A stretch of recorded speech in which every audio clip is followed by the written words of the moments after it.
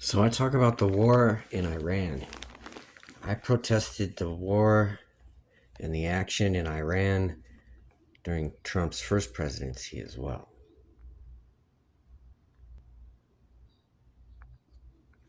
See, Iran's policies previously of non interventionalism and respecting the sovereign identity of other countries and a policy of openness and things like that were never satisfactory for the United States.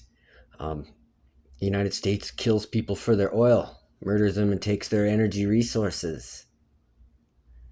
That plan depended upon Israel and the Middle East all believing Israel was invulnerable, a monster machine. Now you see that they are extraordinarily violent and dangerous and at large, but you will see that the status of invulnerability and impunity do not really apply to anyone as usual.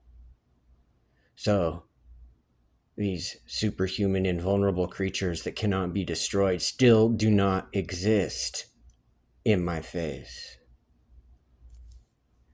Yea, the American people will mobilize, kill you for your oil, and drive around in circles until the fucking environment suffers from it. It's more than a problem, it's their end.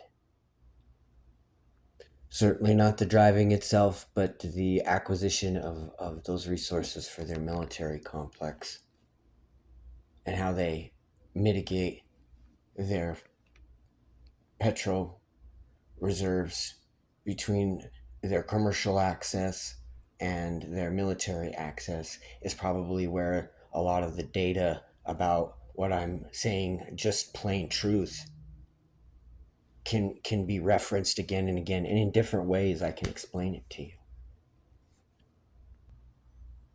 I knew a long time there was no tactical truth to what the United States was saying about Iran's nuclear capabilities, who could fire there, where they would fire from, and how it could be done, and how their accords with the Russian Federation make it possible for them to acquire nuclear weapons very easily without ever actually possessing them themselves.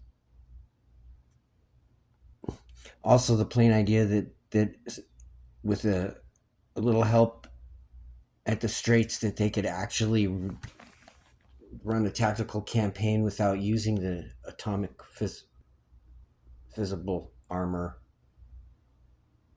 breaking ballistics, that they could do it without nuclear weapons.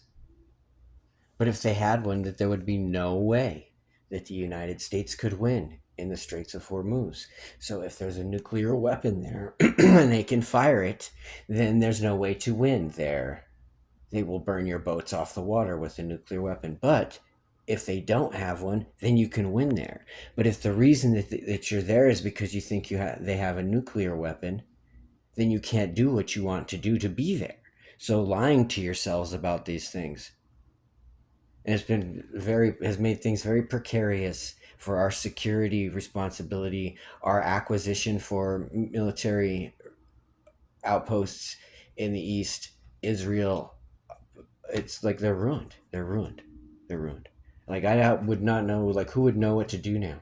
Who would really know what to say to that? Like it'll take 100 years for people to get past it. I mean, it's basically World War III.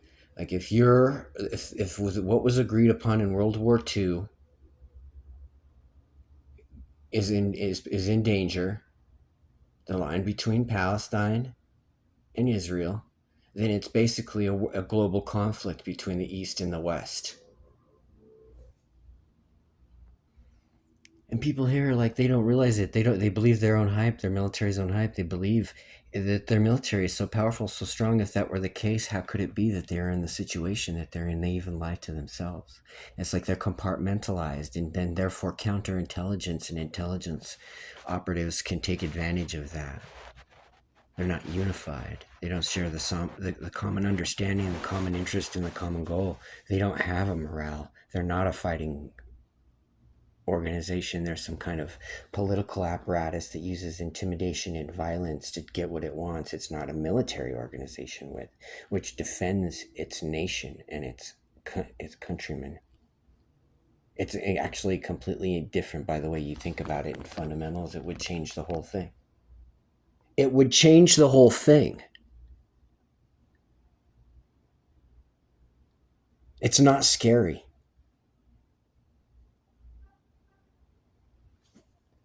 Intimidation is not scary. Why not to use intimidation and deception? Because it means that if we confront you, you'll lose. It's a fight. If we confront you, you'll lose. You've already lost. You're using intimidation. Otherwise, you're not fighting for your life. You're not fighting for your family. You're not fighting for your loved ones. You're not fighting for yourselves. You're killing people and you're trying your manifest destiny bullshit. You have not the capacity to do these things. You don't even honor your own oaths, civility, and security amongst each other to expect that you could accomplish something so far from home like that. It would go the same way. It would be the same people. It would be the same thing. It is not going to win a war. You're not going to win. Like, you've been corrupt a long time. If Trump could have done anything, and China could have said, "Hey Z, what are you guys really doing about corruption?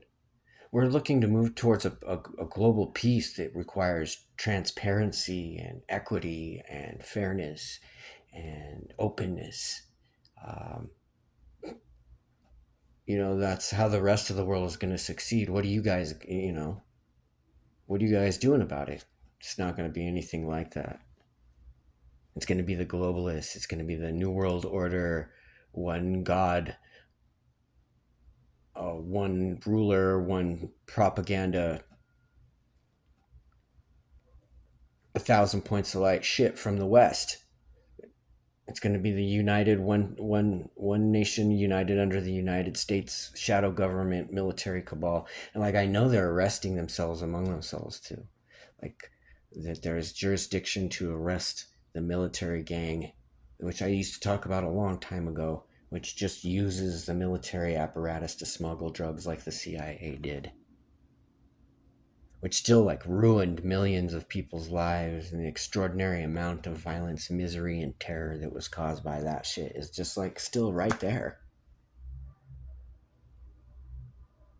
Like, if you want to check it out, like when you hear about the guys that used to work for the security agencies in the United States talking, dude, you can go outside and see what the fuck happened because they did that shit. You can look at Israel and Palestine and see what happened because they did that shit. You can look and see in fucking Europe, all over fucking Eastern Europe, what happened because they did that shit. They're straight fucking villains. So here's your heads up. Again, like I was talking about how corrupt they were 25, 30 years ago.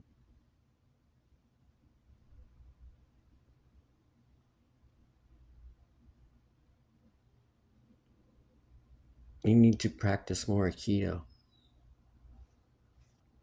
That's what I would tell me too.